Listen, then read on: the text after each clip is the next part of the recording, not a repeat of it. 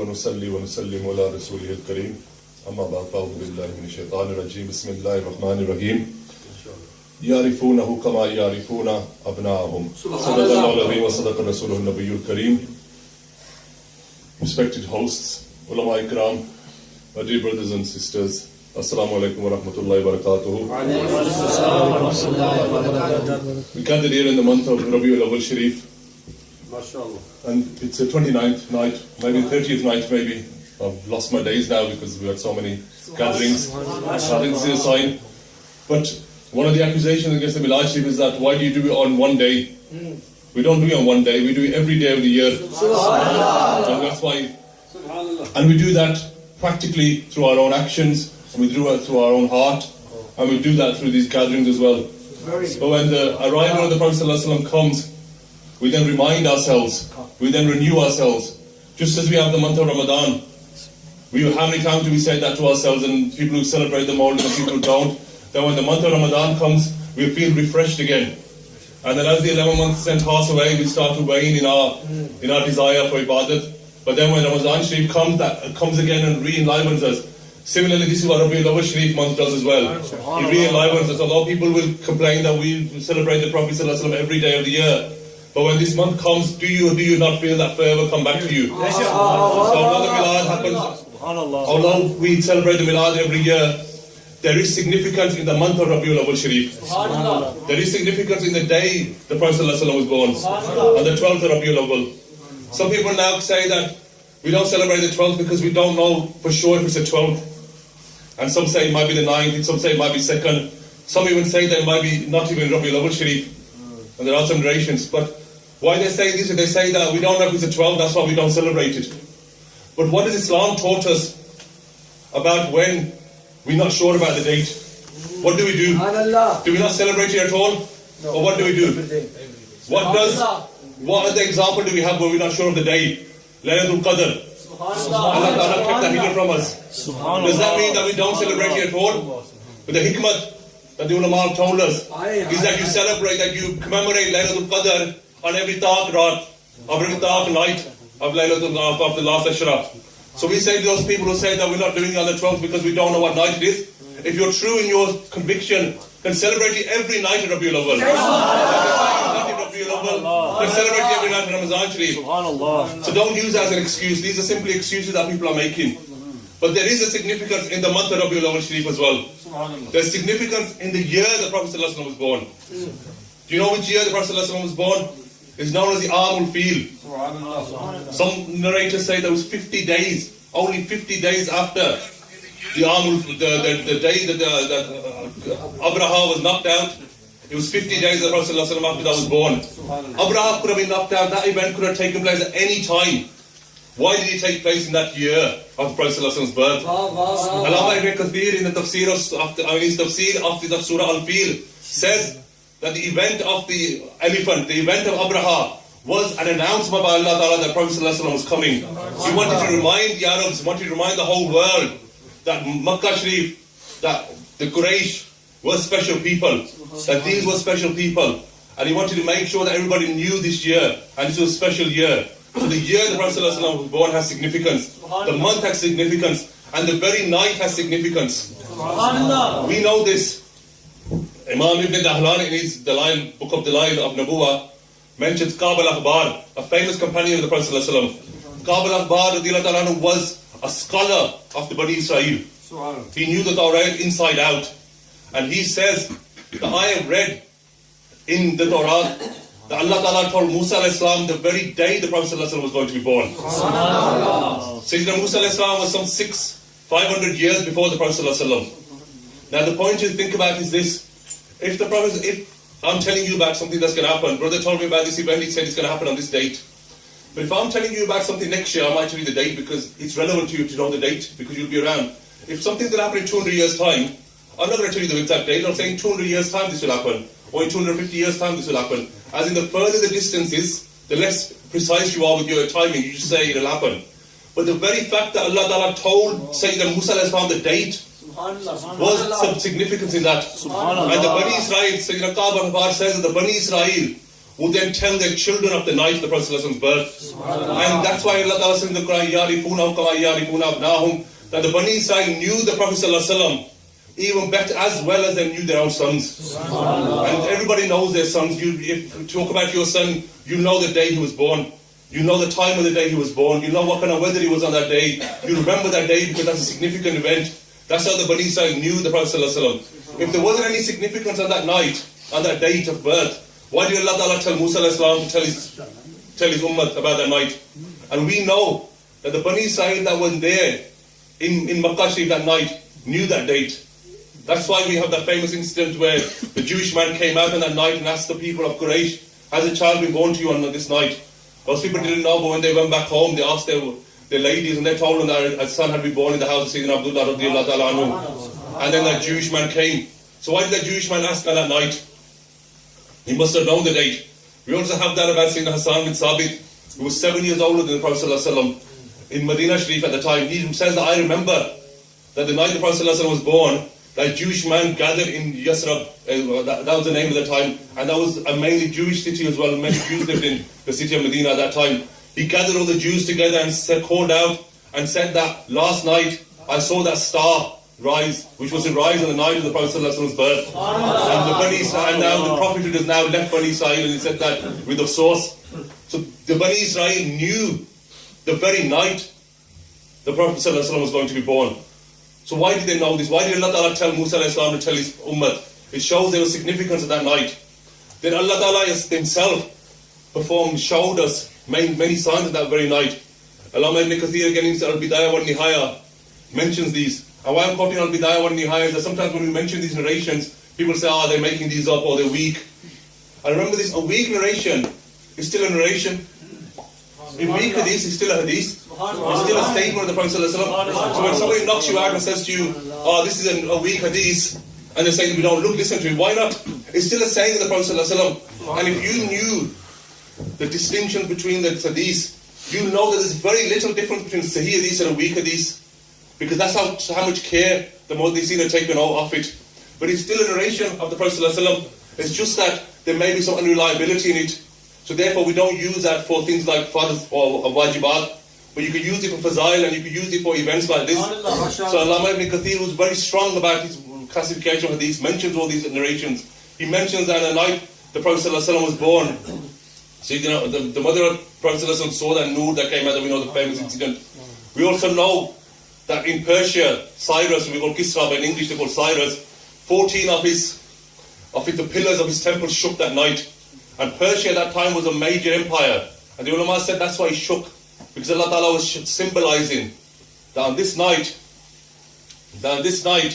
the rule of Persia and the rule of Rome was going to end. And that's why the nur of the Prophet ﷺ was cast upon the palaces of Syria, of Sham. They overtook them. We also know on this side, Allama ibn Kathir mentioned that there used to be a fire temple in Persia. Because at that time they worshipped fire. And once when the Muslims came into Persia, the fire worship was moved. And actually came into India. That's why you have the Parsi communities in Karachi and in Bombay. So they moved from there. But there was a fire temple there, and what they took honor of was that the fire had been burning for years and years. And Allama ibn Kathir mentioned that fire that had burned continuously for 1,000 years, on the night of the Prophet's birth, that fire extinguished. That will again afterwards. But Allah Ta'ala was again showing that this deen of fire was going to end. And the nur of the Prophet was about to rise on that night. So all these events happened. And the idols of Imam mentions, they shook in the Kaaba Sharif against symbolism. And the other thing to remember for intellectual is the Milad Sharif was all about symbolism. A lot of symbolism happened that night. And that's why we put these lights on. Because that symbolism is showing that out of darkness, nur came and light came. Our houses and our streets and our cities were in darkness just as our lives were. But when the Prophet ﷺ came, he brought light into this. And then we have the narration, the famous narration, where one of the Sahabi of the Prophet ﷺ said that on that night, I saw the stars come so close to the ground that I felt they were going to hit me. So you could ask, what is Allah Ta'ala's lighting? It's the stars. And those came down to here. We don't have the stars, so we make up with these lights. Someone else recently said, where were these lights 10 years ago? That's what people say, where were these lights 10 years ago? As if this is a proof that it's wrong. So I say to them, where were these mosques 30 years ago? Where were these mosques 40 years ago? Where were they? And then if you were cheap, you'd say, where were you 10 years ago? But I remember in the old days, we never had no one to read Eid namaz. We used to read Eid namaz in Bingley Hall, where they used to do wrestling. So by the time we didn't have any, not the new Bingley Hall, the old one, which is gone. But when we came into this country, we didn't have lights because we didn't think we were going to be here. We didn't have central heating in our houses. We didn't have toilets in our houses. When we first came to this country, we had to go outside at night to go to the toilet. But as we've developed in this country, we've become richer, we've become more permanent. We've then increased our iman, not increased our iman, but increased the way we express ourselves with our mosques, and our mosques have become more decorated, and all these acts have come. So as the community has matured and developed, these things, we've introduced these, and we'll get more and more. I mean, how many huffaz did we have 20 years ago? How many ulama did we have 20 years ago? Not many. But now we have many now, and it shows that the community is developing, and then that's why we're carrying out more and more of these things, and they're developing. Coming back to this point, sometimes we get baffled about the questions of Milad and all these other activities that we do as Sunnis. But to remember this, if you ask a stupid question, or you ask the wrong question, you will get the wrong answer. And what these people are doing now, is they're asking us on purpose the wrong question. And people do mischief. And it's mentioned in the tafsir of Surah Ikhlas, that the Jews came to the Prophet ﷺ. The Mushrikeen came as well and said, describe your Allah to us. What's he made out of? Is he made out of gold? Is he made out of silver? And that's understandable from the Mushrikeen, because their concept of God is an idol made out of something. But then later on, the Prophet ﷺ got angry when the Jews came, and some say it was Christians, who said, tell us what God is made out of. Because the Jews and Christians have a concept of God, they have the book, so they know. So they were asking questions out of mischief.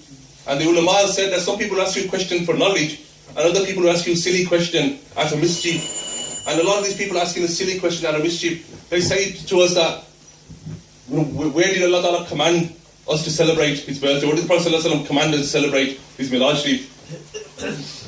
That is the wrong question to ask. Because the Prophet ﷺ was a very humble person. And he was full of humility. Subhanallah. For example, when Prophet ﷺ, when Prophet ﷺ would come, people would stand up and he would tell them, don't stand up for me. Just as any mission sheikh or imam comes, he would tell you, sit down. He's not telling you because it's wrong to stand up, he's telling you not to stand up because of humility. But if standing was wrong, why did the Prophet ﷺ stand up when Sayyidina my Halima came into the room? Why did the Prophet ﷺ stand up when Sayyidina Fatima radiallahu anha came into the room? So you show that standing up in respect is part of our deen. But the Prophet ﷺ told people not to do that for him because out of humility. So a person who out of humility tells you not to stand up for him, sallallahu alaihi wasallam, would he then ask you to celebrate his birthday? Wouldn't that be a sign or not? But he gave you enough ishare by saying that I fast on the day of Monday, I'll give you ishare. And the Prophet ﷺ gave that out of thankfulness, to you, out of thankfulness to Allah Ta'ala. And also, at that time, people did roza because it was one of the ways of showing gratitude and happiness at something.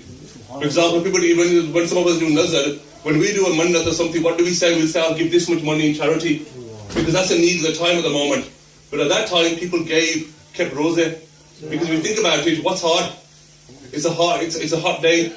It's very hard. Which is giving more sacrifice. If somebody said keep a roza today, it's a piece of cake today.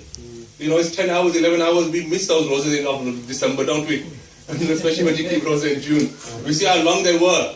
But things change over time. So Prophet ﷺ, of course he wasn't going to order us. What kind of person would he be? Because he came to break the rules of the previous emperors and rulers who forced people to celebrate his birthday. And also, if we were forced to celebrate his birthday, how would that be love? How would that be love? How would you tell the difference between us and hypocrites? Some people also now con you and say that if you love him, follow him. So they're saying if you love him, follow him, which is true, but the way they're saying it is that following him is your daleel, is your proof that you love him. I say love, following him is not sufficient proof or condition of loving him. It's one of the, it's a condition of loving him, but it's not proof that you love him. Just because you follow somebody. Because I'll give you an example. When I came here, I drove here, and I followed the laws of the land. I drove at 30 miles an hour. I follow the laws. I don't love the laws. I follow them.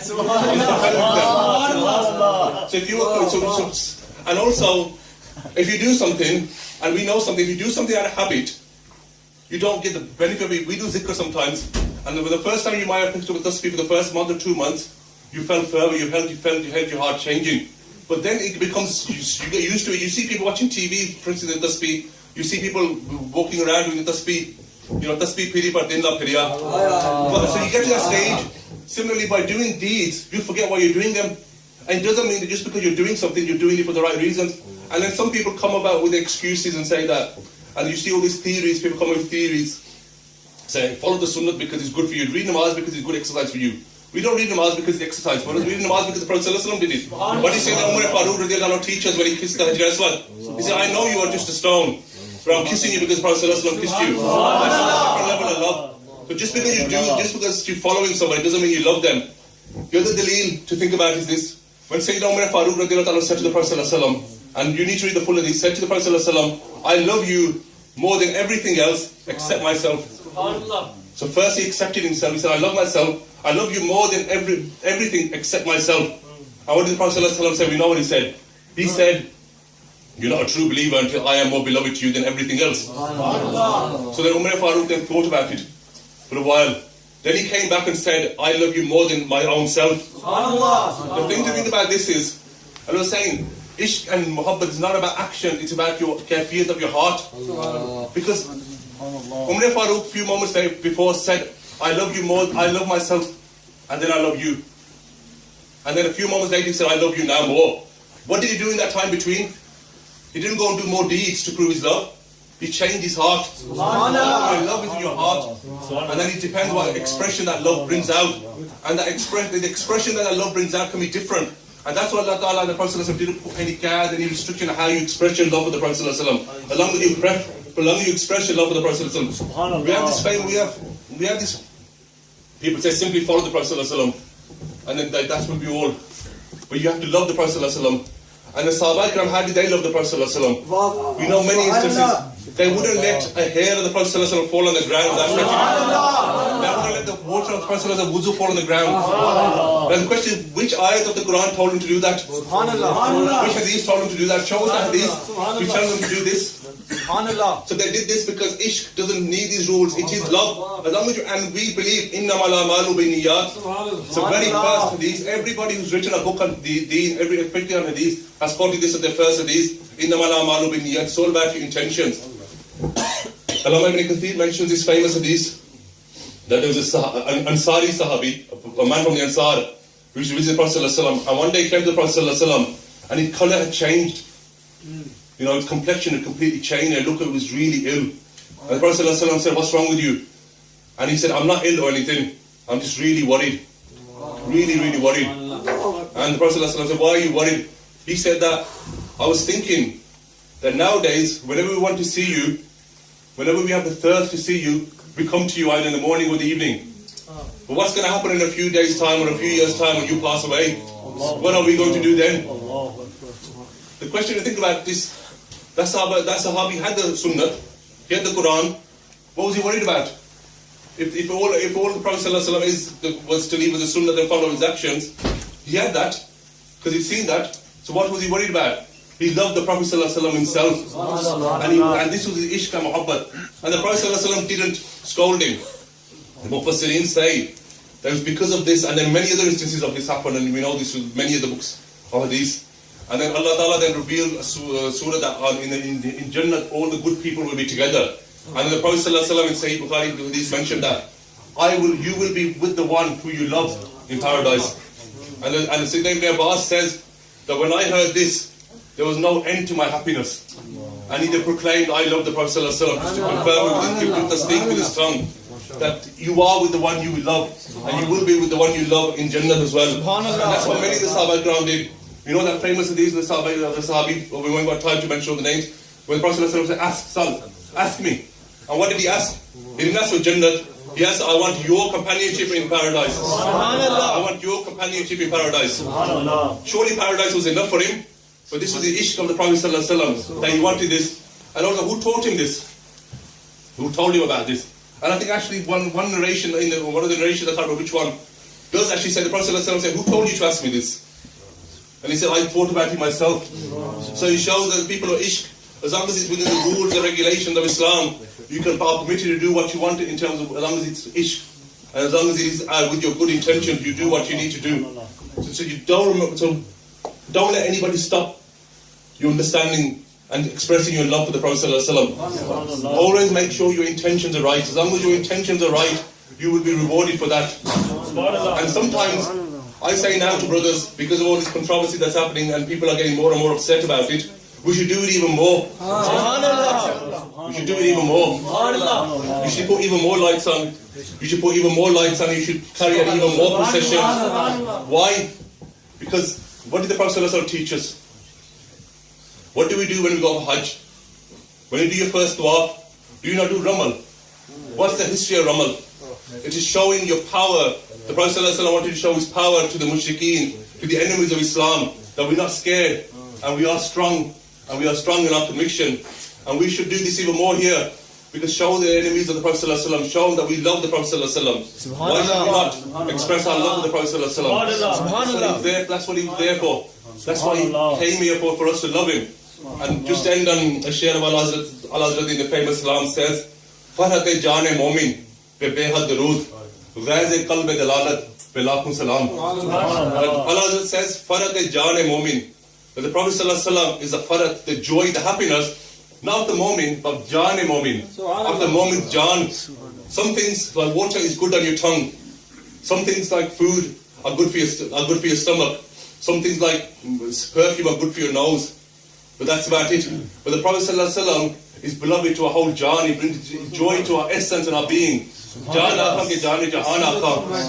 He's the whole Jaan for us. The Prophet ﷺ is beloved to our whole Jaan. So some people then reduce the Prophet ﷺ earlier to following him only. Just follow him. But not the person of the Prophet ﷺ. Whereas to us, the person of the Prophet ﷺ is also beloved to us.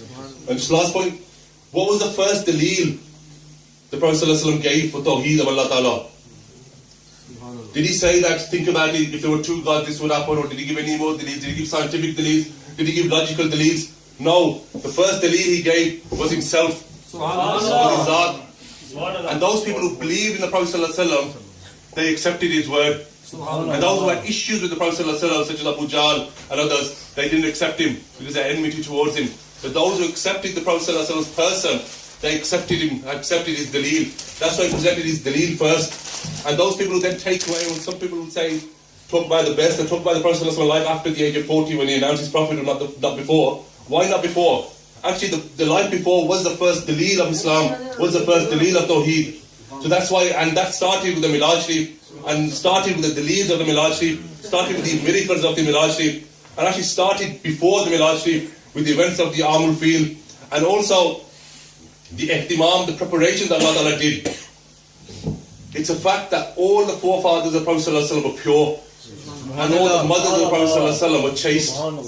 There's a famous hadith of the Prophet ﷺ, which even Ash'ari Thanwi in his Nasruddin mentions, that the Prophet ﷺ, no one of my forefathers and foremothers even met outside wedlock. That they were all pure and chaste. There was no offense of jahili on them. And the ulama said, one of the historians said, that I went through 500 of the Prophet ﷺ's mothers, and I found nothing wrong with their character. And the other thing to remember is that there was beauty in the Prophet ﷺ. We know that.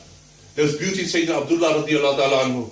If you read Ziyaul Nabi, Pir Karam Shah rahmatullah alayhi mentions with many sources that Sayyidina Abdullah radiallahu ta'ala anhu was so beautiful that all the women of that area wanted to marry him, and they would die over him. And many women would come and send him invitations of marriage, and he was so beautiful. And the ulama and imam of the history wrote that at that time it felt as if the time of Yusuf and Zulaykha come back. Those are the exact words. That's how beautiful Sayyidina Abdullah radiallahu ta'ala anhu was. And that the nur transferred to the Prophet ﷺ. He was beautiful because he had that nur. You go back to his father, Sayyidina Abdullah's father, Sayyidina Abdul Muttalib radiallahu ta'ala anhu.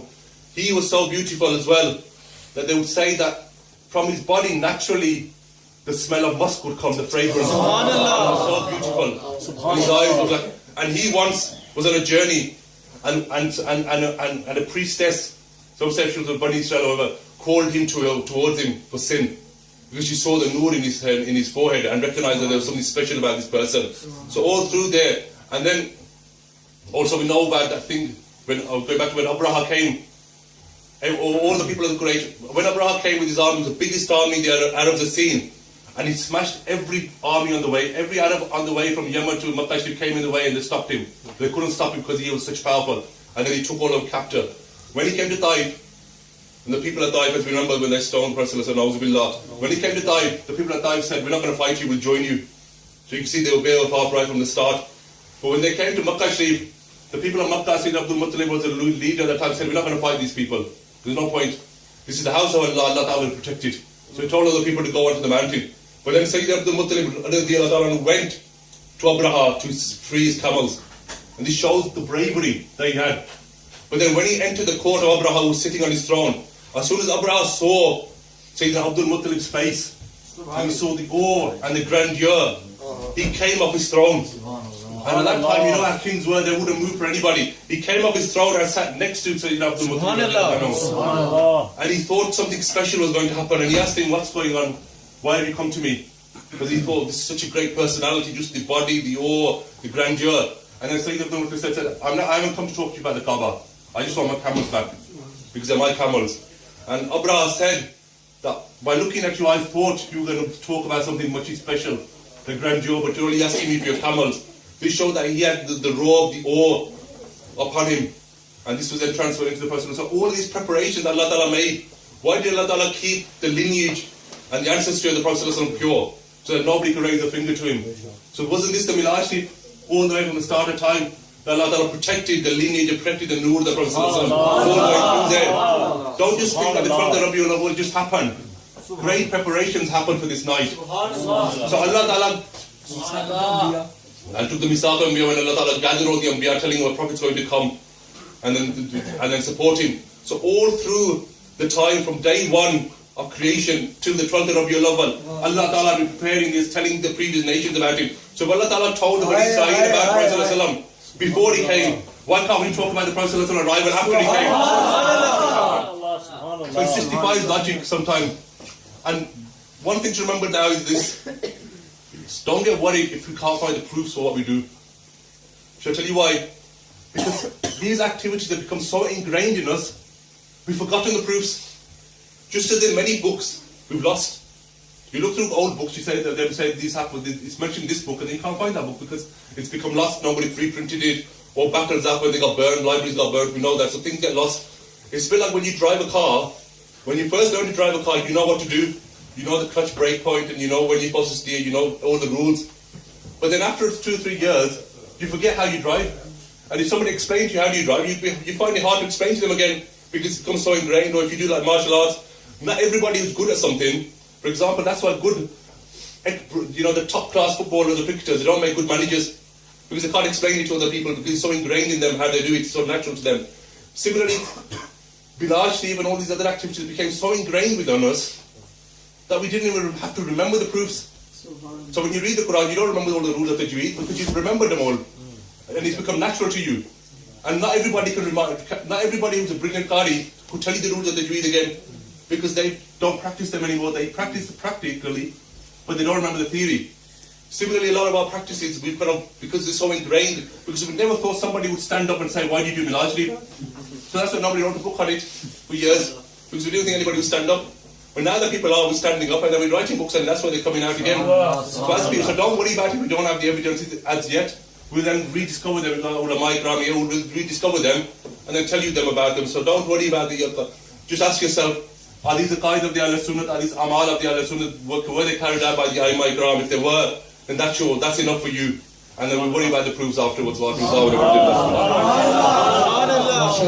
MashaAllah. Beautiful.